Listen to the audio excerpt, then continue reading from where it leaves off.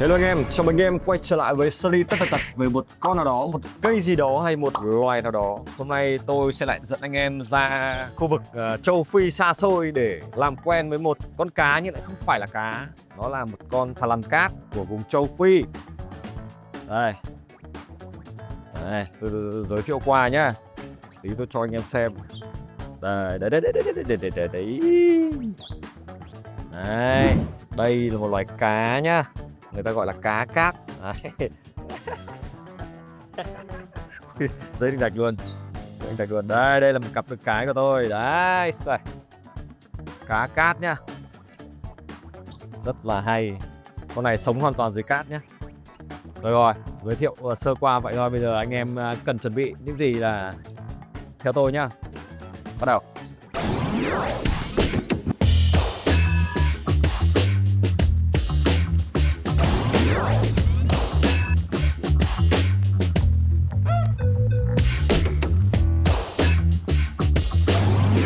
Đầu tiên thì anh em cần chuẩn bị cho tôi một cái chuồng 60-40. Tôi hay dùng là chuồng hãng của Zumet. Tiếp theo đó anh em cần mua một tấm background trên các sàn thương mại điện tử có bán nhá. Anh em cần chuẩn bị cho tôi một bộ chụp đèn và một bóng đèn. Đây là bóng đèn tôi dùng là bóng đèn siêu UV. Bóng đèn siêu UV 100W nhá. Anh em chú ý công suất vì đây là loài tiêu thụ nhiệt kinh khủng khiếp. Chúng có thể sống ở cái nhiệt độ điểm sưởi khoảng tầm 65 đến 67 độ cơ. Ít thấy con nào có cái nền nhiệt độ cao như thế mà nó vẫn sống được. Tiếp theo, anh em cần bát nước. Bát nước loại gì cũng được nhá. Anh em cần ít lá cây này, một ít cây nhựa. Đây, còn một ít hốc cây đây. Làm gì tí tôi sẽ nói cho anh em. Và thêm vào đó anh em cần một vài hòn đá cho nó giống sinh cảnh của sa mạc nhá. Một hai còn nó ít rồi, không nhiều. Đây, cành lúa đây. Cành lúa này có thể là cho nó phơi nắng được. Cành này lại nhặt bãi rác được. Thế mới hay. Cái loài này thì anh em cần bổ sung vitamin này, bột hoa quả. Nhưng một món là ăn vặt cho chúng nó. Con này con sống ở cát nên anh em cần phải có một số lượng cát khá lớn. Tối thiểu làm sao có một cái nền cát khoảng 7 đến 10 cm thì mới nuôi được cái loại này nó tối ưu nhất. Thì bây giờ anh em đợi tôi set up bể nhá. Anh em bắt đầu thôi.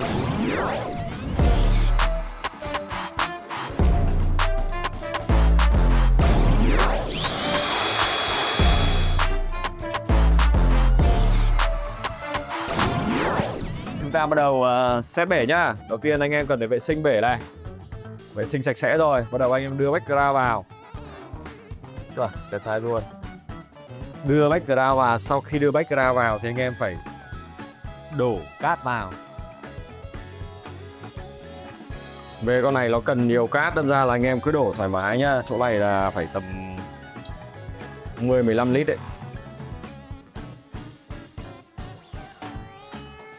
Rồi, sau khi đổ cát xong thì anh em trang trí nhá. Đây là gốc cây nhặt bãi rác này. Đây là lên chợ cây hoa giả, mua một ít cây hoa giả. Đây tôi sẽ khoan lỗ và tôi đặt cây ở đây, các vị trí này.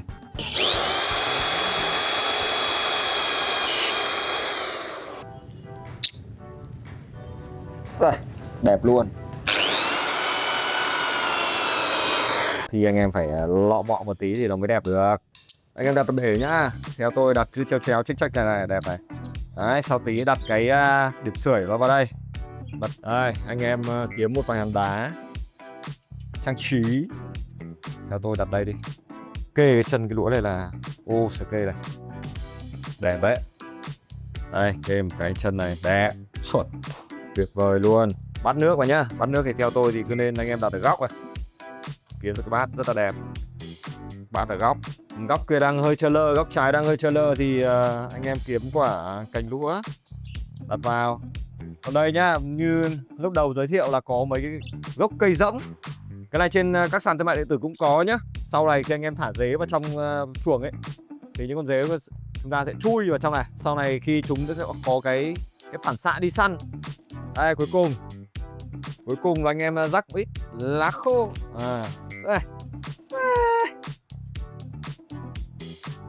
Đây trong cái túi hoa quả khô này tôi thấy có cả một cành quả khô này. Rất là hay, rất là thú vị. Không biết ở đâu. Cứ lém vào thôi, anh em cứ lém vào thôi. Để em tự do đi. Rồi, đẹp. Cuối cùng, bước cuối cùng là anh em thắp đèn vào. Thắp đèn vào là xong.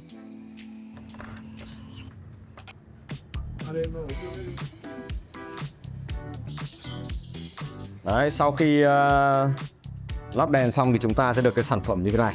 Rất là đẹp. Cái nhiệt độ đây rất là nóng nhá. Vì cái nhiệt độ của cái con cá cát này nó thích cái nhiệt độ nóng, lên tới 55 đến 60 độ cơ. Có nơi lên đến tận 65 độ, vẫn sống ok.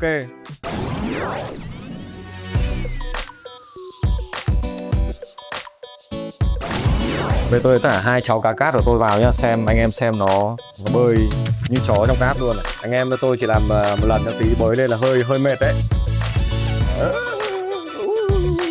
Đấy, mất tích luôn. Sau đây là giới thiệu về các loài cá cát này, review tất tần tật. Thì theo như các bạn thấy đây là một cháu cá cát size trưởng thành, kích thước khoảng 15 cm. Trong ghi chép thì những cái loại cá cát này thì cũng không có size là quá lớn. Trên thế giới chủ yếu là có 3 loại cá cát. Loại này là cá cát thông thường này, chúng ta sẽ tìm được ở các hàng thú cưng là loại này. Loại này thì phân bố chủ yếu ở Bắc Phi. Loại thứ hai là loại cá cát phương Đông. Cá cát phương Đông thì trên lưng của nó thì cùng một màu là màu cam vàng. Và cuối cùng là cá cát Ả Rập thì phân bố chủ yếu ở Ả Rập và Yemen. Thì hôm nay là tôi sẽ review về con cá cát thông thường này thôi. Một trong những cái hành động mà độc đáo nhất của cá cát này là chúng có một cái phổi, cái cơ chế của phổi rất là hay. Mặc dù chúng bơi lội dưới cát nhưng mà hoàn toàn không bị cát vào trong phổi. Trong cái tập tính ăn của chúng khi săn mồi ấy, mà tôi đã trải nghiệm rồi nhá, thì chúng có thể săn mồi và ăn ở dưới cát. Thế nên là cái việc mà ăn cát vào và thải cát ra nó cũng là một cái cơ chế sinh học rất đặc biệt của loài này. Và tôi đã từng gọi là bóp cái phân của chúng rồi. Trong phân thì đa phần là chủ yếu là cát là chính ấy. Trên người có lớp vảy bóng như con thằn lằn bóng của Việt Nam mình ấy, nó có một cái đầu dẹt.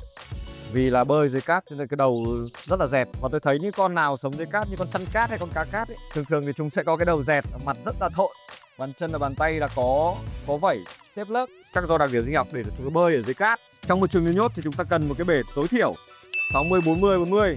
Như cái bể trước mặt tôi đây là 60-40-40, dài dọc cao. Anh em nhớ nhá, chọn đèn cho cái loài này thì là chọn đèn 100W trở lên chứ không phải là trở xuống, vì bọn này cần nhiệt rất là cao. Và trong cái bố cục setup bể ấy, các loài khác thì chúng vẫn cần một bên nóng và một bên mát. Thì bên nóng này tôi đo được khoảng tầm 55-56 độ, còn bên mát thì khoảng tầm 26 đến 28 độ. Thế nên là anh em cần chú ý đến là cái bố trí trong bể cũng như là bát nước, cũng như là cành cây hay là những đồ setup để có khác.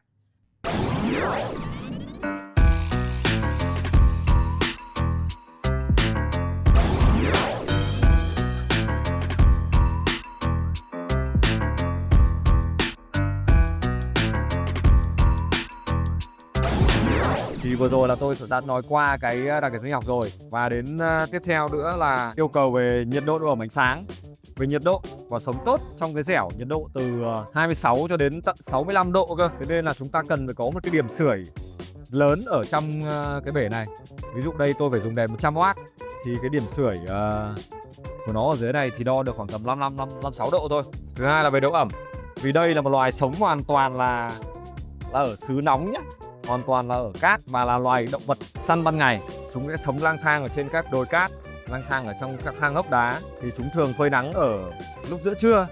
Thế nên là cái nền nhiệt độ rất là cao, lên đến tận 60-65 độ cơ. Và đây cũng là một loài thằn lằn cần rất nhiều tia UV nhá. Thế nên chúng ta cần một cái đèn UV. Thì tôi đây tôi sử dụng cái đèn siêu UV luôn. Thì bên mát thì có thể là rơi vào tầm 26 đến 28 độ. Độ ẩm thì đây là một loài sống ở sa mạc, hoàn toàn ở trên sa mạc. Chúng không cần một độ ẩm quá cao.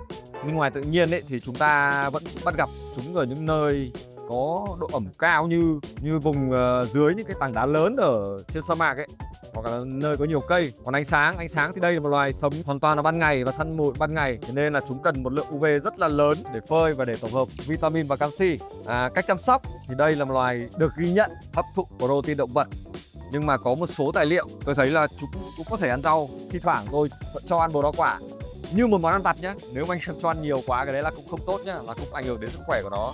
Trong một chuồng nuôi thì anh em vẫn cần phải có xuyên suốt một bát nước để tạo một cái góc ẩm. Tất cả các loài bò sát đều cần ẩm khi lột xác, chứ không phải là mình con này. Đấy, để chúng có một cái sinh trưởng tối ưu nhất thì mỗi bữa ăn thì anh em cần cho chúng ăn thêm canxi và vitamin nhá. thì tôi khuyên anh em dùng của hãng Zoomed.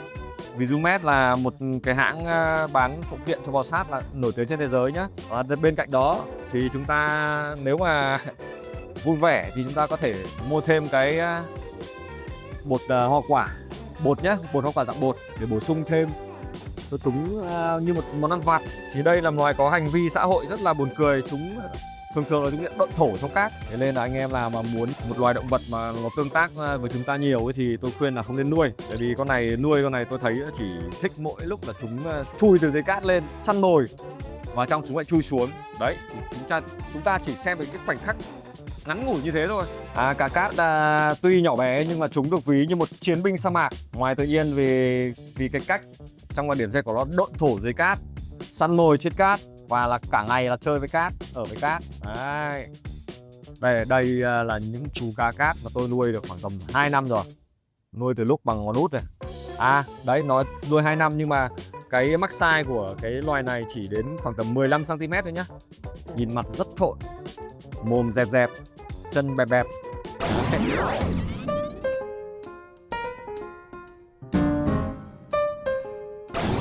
Tôi nói qua về cái độ bảo tồn của cái loài này ở ngoài tự nhiên thì đây là một loài thằn lằn rất là đẹp nhưng mà lại không được chú ý cho lắm. Vì một phần là vì tập tính của chúng đa phần ở dưới cát cho nên là cũng không có nhiều tài liệu nói về cái loài này và tình trạng bảo tồn cũng không cao, mà lời khuyên cho người mới đầu là không nên nuôi vì chúng yêu cầu một cái môi trường rất là khắt khe về nhiệt độ, độ ẩm và ánh sáng. Thực ra nó chỉ hay ở mỗi cái là nó bơi trong cát thôi. Tại vì tôi phải lòng con này thì cách đây khoảng 5 năm. Nhưng mà bây giờ đến vấn đề sinh sản thì đến chính bản thân tôi cũng chưa sinh sản được loài này. Nhưng mà tôi sẽ nói sơ qua về những cái nghiên cứu của tôi và những nghiên cứu của các nhà khoa học trên thế giới nói về cái loài này. Thì cái loài này thường thì chúng sẽ giao phối vào sau những cái mùa mưa. Tại sao đa phần là động vật bò sát hay giao phối vào sau mùa mưa? Thì sau mùa mưa thì vạn vật sinh sôi không? Vạn vật sinh sôi thì cái nguồn thức ăn của nó cũng sẽ dồi dào. Thì con này là loài đẻ trứng nhá, không phải đẻ con. Thì nhiệt độ ấp trứng rơi vào 30 đến 32 độ. Nếu ngoài tự nhiên thì chúng sẽ đẻ vào những khe đá hoặc là những chỗ râm mát và có nhiệt độ thích hợp, tầm 30 đến 32 độ, kiểu vậy.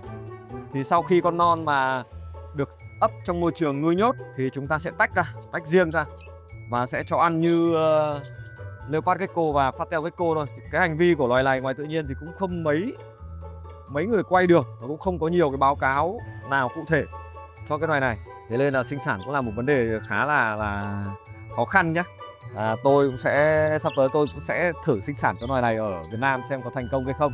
Anh em cố gắng đợi tôi, nếu mà sinh sản được thì tôi lại giveaway cho anh em. Đây là một cặp cá cát trưởng thành đấy. Tôi nuôi được 3 năm rồi mà chưa thấy đẻ đái gì. Vừa rồi là toàn bộ quá trình review tất tật về con cá cát này. Anh em cố gắng like, share và follow kênh để không bỏ lỡ bất kỳ một video nào của OAZ Animal trong tương lai. Xin chào và hẹn gặp lại anh em. Và tôi là Nghĩa Xù, phóng viên thường trú tại OAZ Animal.